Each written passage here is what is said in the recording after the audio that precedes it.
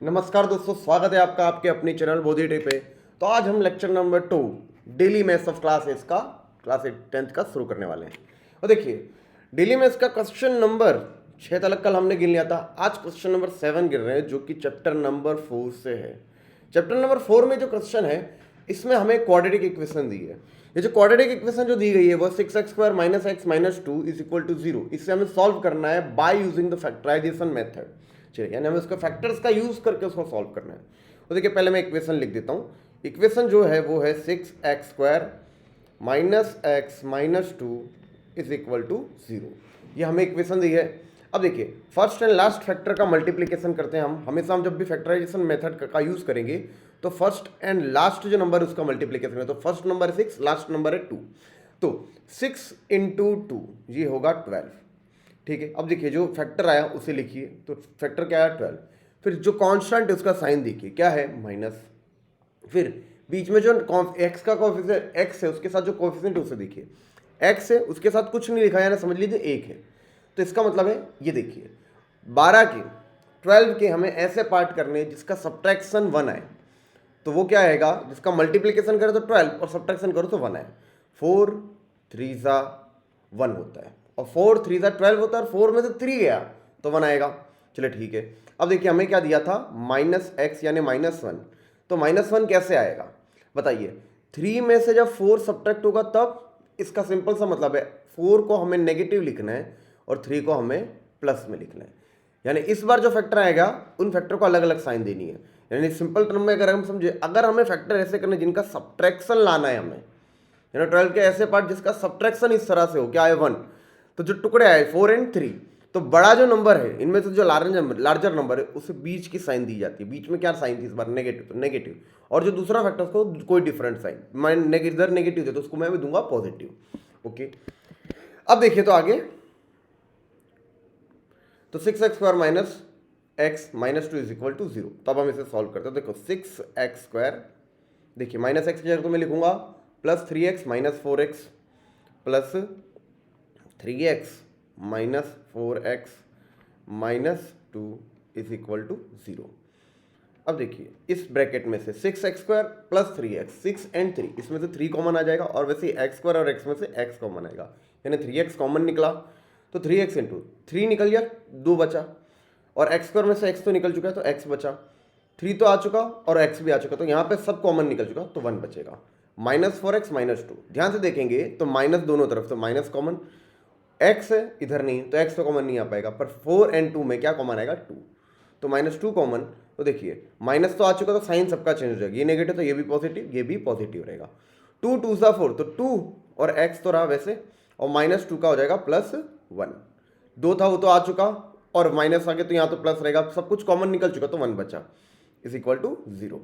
तो देखिए 3x, ये देखिए 2 ब्रैकेट सेम है, तो 3x - 2, 3x - 2 और 2x + 1 = 0। इसका बेसिक मीनिंग है 3x - 1 = 0 और 2x + 1 = 0।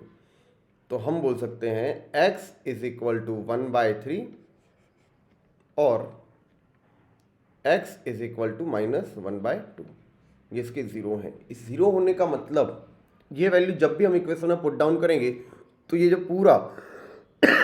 पूरा हमें इक्वेशन दी है ये हमें जीरो मिल जाएगी। गिवन क्वाड्रेटिक इक्वेशन x की इस पर्टिकुलर वैल्यू पे जीरो बन जाती है, इसीलिए इसे zeros of the quadratic equation कहते हैं। चलिए क्वेश्चन नंबर 8, जो कि हमारा चैप्टर नंबर 4 से है। इसमें भी हमें सम को सॉल्व करने, जीरोस फाइंड आउट करने बाय फैक्टराइजेशन मेथड। और देखिए जो जनरल फॉर्मूला था क्वाड्रेटिक इक्वेशन का था वो था ax² + bx + c = 0। ये था इसका जनरल फॉर्म था, यानी जब भी हमें दिखने को मिलेगी क्वाड्रेटिक इक्वेशन वो जिस फॉर्म पे है, अगर जनरल फॉर्म पे नहीं दी तो पहले उसे कन्वर्ट करेंगे फिर हम इसे सॉल्व करेंगे। तो देखिए इधर हमें जो दिया है वो क्या दिया है, 1/x + 4 -1/x - 7 = 11/30। अब देखिए यहाँ पे देखो डिनोमिनेटर में अगर हम बात करेंगे, यहाँ पे जो डिनोमिनेटर में दिया है तो वो नंबर अगर हम देखेंगे तो वो क्या दिया है x+4, और दूसरी तरफ जो डिनोमिनेटर दिया है x-7। डिनोमिनेटर के नंबर डिफरेंट है तो हमें लेना पड़ेगा एलसीएम, और एलसीएम जब हम लेंगे तो हम क्रॉस मल्टीप्लाई करेंगे। देखिए x-7 का 1 से, तो 1 इंटू x-7 x-7, फिर देखिए माइनस था x+4 का 1 से, तो ये होगा x+4। अब देखिए, और इन दोनों का एक दूसरे से मल्टीप्लीकेशन, तो x+4 into x-7 is equal to 11/30। तो देखिए अब जब ब्रैकेट ओपन करेंगे तो देखिए इसके आगे तो प्लस था तो x-7, इधर माइनस था तो माइनस जब ब्रैकेट के अंदर जाएगा साइन चेंज करेगा तो -x+4 हो जाएगा -4 upon x+4 into x-7 is equal to 11/30। तो देखिए x plus x minus x cancel, -7 -4, minus minus plus 7 4 11, यानी -11 upon x+4 x-7 is equal to 11/30। ये देखिए 11 से 11 गया तो यहाँ पे क्या बचा, -1 अपॉन x+4 इंटू x-7 को हम सिंप्लीफाई कर देते पहले।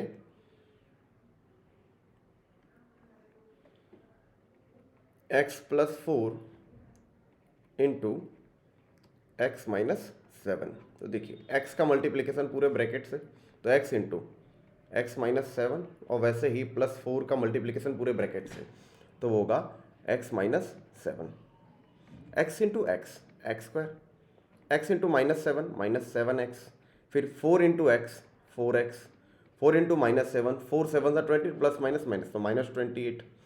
तो ये कुछ इस हिसाब से होगा, x² -7x प्लस 4x होगा -3x प्लस -28। तो x² -3x -28, x+4 into x-7 की जगह में ये लिख सकता हूँ। अब देखिए इसमें जब हम यूज़ करेंगे आगे का, तो देखिए तो इसको मैं लिख देता हूँ direct, x² -3x -28, x² -3x -28 is equal to 1/30। और अगर इसको मैं इधर लिखूँ तो ये इसकी देखिए इधर जो डिनोमिनेटर में इसको इधर भेजता हूँ, और ये जो -30 है इसे -1 के साथ भेजता हूँ, तो ये होगा -1 into 30 which is equal to x² -3x -28। अब देखिए क्या होगा, -1 इंटू 30 वो होगा -30, -30 is equal to x² -3x -28। अब देखिए यानी इसको हम ऐसे भी लिख सकते थे कि x² -3x -28 is equal to -30, x² -3x -28 is equal to 30। अभी 30 को -30, x² -3x -28 is equal to -30। अब ये -30 को इधर ले आते हैं तो देखिए क्या होगा, x² -3x -28, अभी देखो -30 इधर आके +30 हो जाएगा इज इक्वल टू 0। तो ये हो चुका होगा x² -3x + 2 is equal to 0। देखिए अब ये इसका जो जनरल फॉर्म है इसमें रिड्यूस हो चुका है, और क्वाड्रेटिक इक्वेशन का जो जनरल फॉर्म था वो ये था ax² + bx + c is equal to 0। देखिए ये इस फॉर्म पे रिड्यूस हो चुका है, ax², a यानी x² का कोफिशिएंट, इसको देखोगे तो आपको पता चलेगा a है 1, b है, देखो b यानी x का कोफिशिएंट क्या है -3, एंड c यानी कांस्टेंट यानी जो नंबर दिया है, c क्या है हमारे लिए 2। इस फॉर्मेट में जब तक हमारा क्वाड्रेटिक इक्वेशन ना आए, हमारा क्वाड्रेटिक, तब तक हम सॉल्व नहीं कर सकते। यहाँ से हम डायरेक्ट इसको सॉल्व आउट नहीं कर सकते, तो पहले हमने इसको जनरल फॉर्म पे रिड्यूस किया, और जनरल फॉर्म पे रिड्यूस होकर ये इस तरह से बना। अब देखिए आगे की हम बात करें, तो आगे की बात में अब हम इसे फैक्टराइजेशन की मेथड से हम इसे सॉल्व कर लेते हैं। तो देखो फैक्टराइजेशन की मेथड में फर्स्ट एंड लास्ट का मल्टीप्लिकेशन इधर 1 इंटू 2 होगा, 2 के ऐसे पार्ट करने हैं जिसका प्लस यानी जिसका एडिशन कितना है, मिडिल टर्म जो एक्स टर्म है उसका उसके साथ जो कोएफिशिएंट है 3 आए, यानी 2 के ऐसे पार्ट करें जिसका सम हमें मिले 3, तो 2 1 ज़ा 2, 2 इंटू 1, तो देखिए 2 इंटू 1 करेंगे तो 2 मिलेगा, और ऐड करोगे तो 3 मिलेगा। देखिए ऐसे पार्ट करें जिसका मल्टीप्लीकेशन तो 2 आए पर एडिशन 3 आए, तो 2 और 1। और देखिए हमें 3 को लिख सकते, -3 को हम लिख सकते थे -2 -1, तो -3x दिया है तो उसकी जगह हम ऐसा लिखेंगे -2x -x, बराबर। क्योंकि अगर हमें प्लस, यानी इसको हम ऐसे भी समझ सकते हैं, अगर हमें ऐसे टुकड़े के जिसमें जोड़ या प्लस करके हमें फैक्टर मिले तो जो मिडिल टर्म की साइन है वही दोनों फैक्टर को साइन देने की। इधर मिडिल टर्म की साइन थी नेगेटिव, तो दोनों फैक्टर्स को मैंने नेगेटिव साइन दिया। तो देखिए x² -2x -x +2 = 0। तो देखिए इसमें से, इस ब्रैकेट में से हमें x कॉमन निकलेगा, तो x कॉमन निकाल लेते हैं। तो देखिए क्या बचा, x -2, और -x +2 में से -1 कॉमन निकाले तो देखिए क्या बचेगा, x -2 = 0। तो देखिए x -1 एंड x -2 = 0। इन दोनों का मल्टीप्लिकेशन 0 है। इसका मतलब क्या होता है, x -1 = 0 और x -2 = 0। तो हमारी आंखों के सामने x = 1 और x = 2। तो हमारा आंसर आ चुका है। अब देखिए क्वेश्चन नंबर 9, जो कि है चैप्टर नंबर 7 कोऑर्डिनेट जियोमेट्री से। इसमें हमें लाइन सेगमेंट को डिवाइड करने वाले एक पॉइंट के कोऑर्डिनेट पूछे हैं। देखिए लाइन सेगमेंट यानी देखिए क्या होता है, दो पॉइंट को जब जोड़ते हैं तब हमें लाइन सेगमेंट मिलता है। समझ लीजिए एक पॉइंट है A और A के कोऑर्डिनेट्स ले लेते हैं x1 y1। Just moment, concept है तो इसको मैं दूसरे कलर के पेन से बता देता हूं आपको।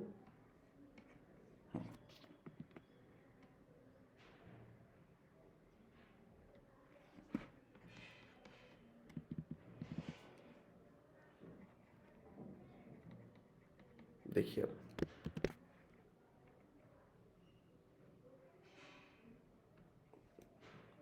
हमें कोऑर्डिनेट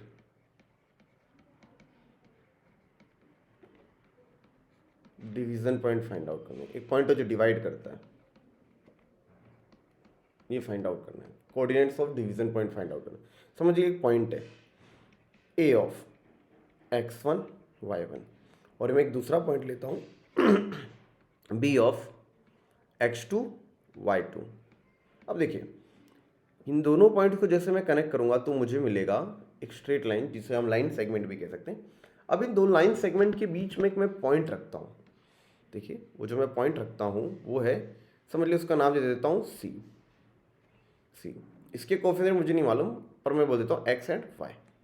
अब ये जो C पॉइंट आया है ना, ये मेरी इस गिवन लाइन को डिवाइड कर रहा है। डिवाइड कर रहा है, इसको दो टुकड़ों में काट रहा है, बरोबर।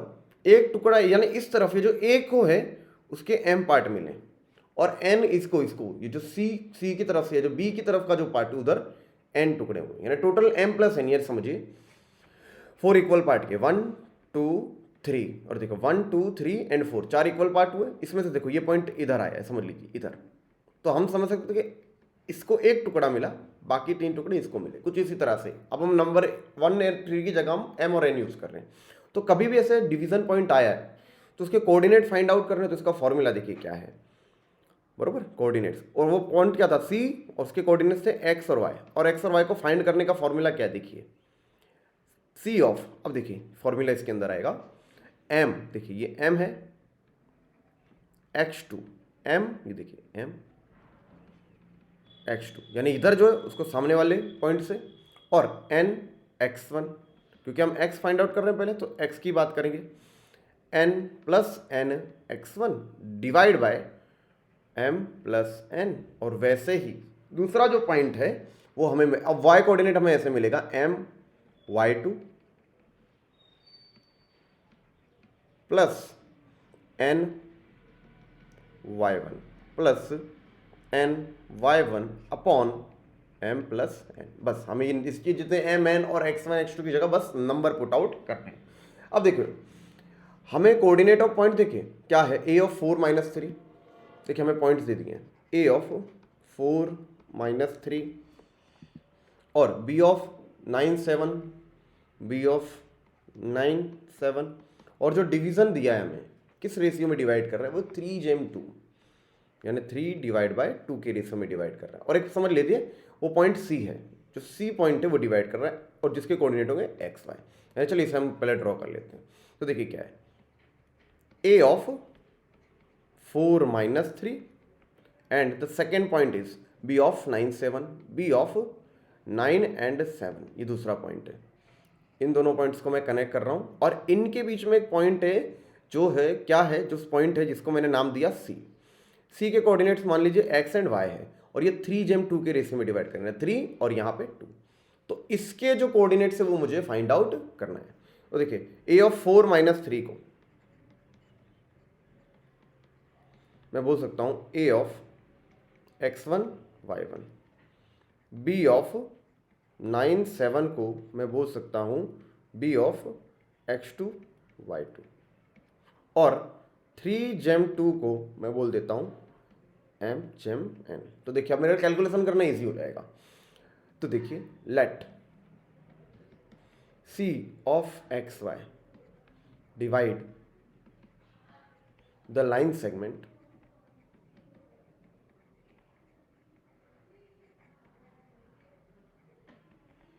AB in 3/2 ratio. इसका मतलब मैंने एक पॉइंट सपोज किया जो कि था C और उसके जो कोऑर्डिनेट है वो x एंड y है और वो किस रेशियो में डिवाइड कर रहा है, 3/2 के रेशियो में डिवाइड कर रहा है। तो देखिए कोऑर्डिनेट्स ऑफ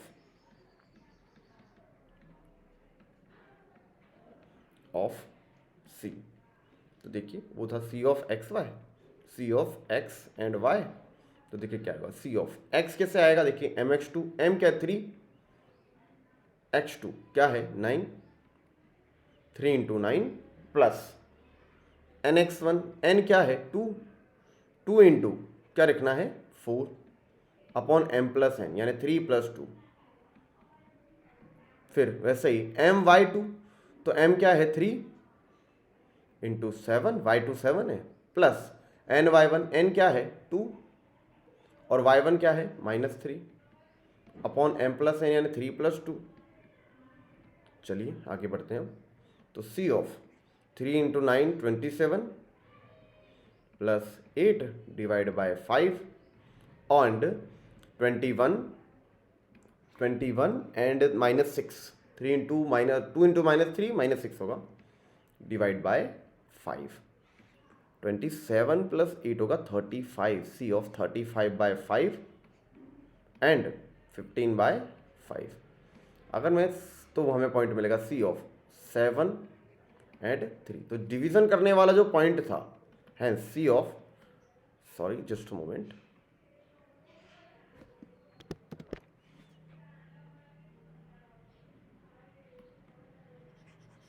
तो हमारा जो पॉइंट है जो डिवाइड कर रहा है, हमारा जो पॉइंट है जो डिवाइड कर रहा था वो था C ऑफ XY और C ऑफ XY के कोऑर्डिनेट है C ऑफ 7 3। ये हमारा आंसर है। तो C ऑफ XY क्या था होगा 7 3, C of 7 3। Hence the divide point is C of 7 3। अब क्वेश्चन नंबर 10 पे आ रहे हैं हम लोग जो क्वेश्चन नंबर 10 पे आ रहे हैं जो कि चैप्टर नंबर 8 से है ट्रिग्नोमेट्री। और ट्रिग्नोमेट्री से हमें जो यूज़ करना है वो है ट्रिग्नोमेट्रिक टेबल। ठीक है, तो हमें खाली ट्रिग्नोमेट्रिक टेबल के जितने भी क्वेश्चन होंगे वो one of the basic and easiest question होंगे। इसमें जस्ट हमें याद रखना है ट्रिग्नोमेट्रिक वैल्यूज़। अगर हमें पर्टिकुलर एंगल पे उस ट्रिग्नोमेट्रिक रेशियो की वैल्यू याद है तो हमारे लिए क्वेश्चन कुछ भी नहीं बनता, बस बेसिक मैथ्स और बेसिक कैलकुलेशन के अलावा और कुछ नहीं है इसमें। चलिए तो अब हम आगे बढ़ते हैं। तो cos 60, cos 30, देखिए लेफ्ट हैंड साइड और राइट हैंड साइड, देखिए हमें इसमें प्रूव करना है left hand side is equal to right hand side. तो हम लिख देते हैं left hand side cos 60 into cos 30 minus sin 60 into sin 30। तो देखिए cos 60 की वैल्यू होगी √3/2 और cos 30 की जो वैल्यू होगी, सॉरी cos 60 की वैल्यू हो, cos 30 की वैल्यू, हाँ cos 30 की जो वैल्यू होती, cos 60 की वैल्यू होती हाफ, cos 60 की जो वैल्यू होती वो होती half.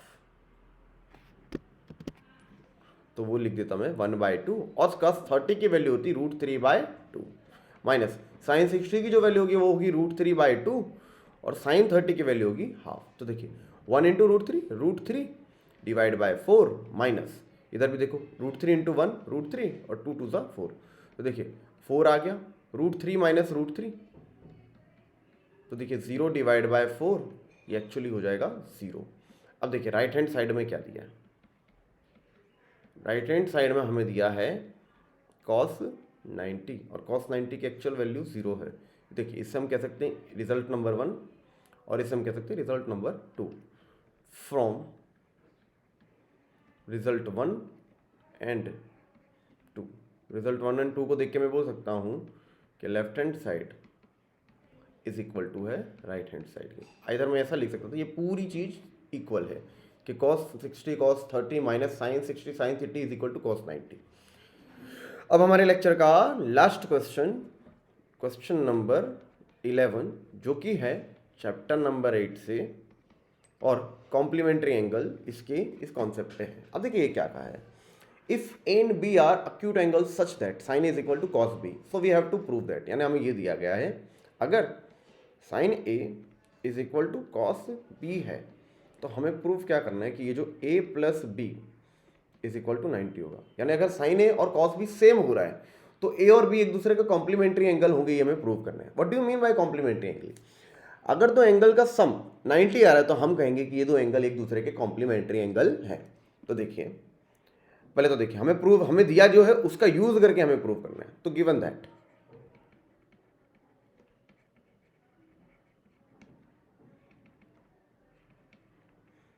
Sign a is equal to cos b, sine a is equal to sine a is equal to cos b। तो देखिए तो अक्यूट एंगल है तो देखिए साइन a को पहले 1 मिनट 90 माइनस थीटा का फॉर्मूला लगा सकता हूँ। देखिए साइन a की जगह अगर मैं साइन 90 माइनस a रखूंगा तो यहाँ पे आ जाएगा cos a। यानी साइन को अगर cos में कन्वर्ट करना है, सिंपल टर्म में समझा, तो साइन को अगर cos में कन्वर्ट करना है तो जो एंगल दिया उसको 90 में से सब्ट्रैक्ट कर दो। मैं इसको फिर से समझाता हूं। अगर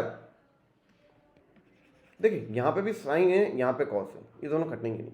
तो पहले मेरे को या तो साइन को cos में कन्वर्ट करना है या तो इस तरफ जो cos है उसको साइन में कन्वर्ट करना है।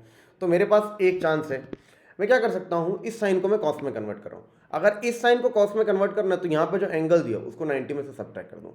तो 90 माइनस a करूंगा तो मैं यहाँ पे लिख सकता हूँ cos of 90 minus a is equal to cos b। अब देखिए cos of 90 minus a is equal to cos b, दोनों तरफ cos है तो वो इक्वालिटी में आ गया, इक्वालिटी में आ गया तो चॉप अप हो जाएगा यानी कट चुका होगा। तो ऐसा मैं कह सकता हूँ 90 minus a is equal to b।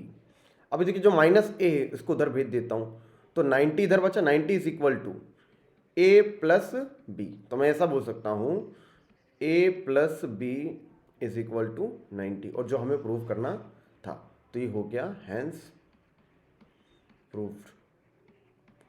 और दोस्तों आज के लेक्चर में हम लोग क्वेश्चन नंबर 11 तक रखते हैं। अब दूसरा लेक्चर जिसमें क्वेश्चन नंबर 12 से हम स्टार्ट करेंगे वो कल के दिन होगा।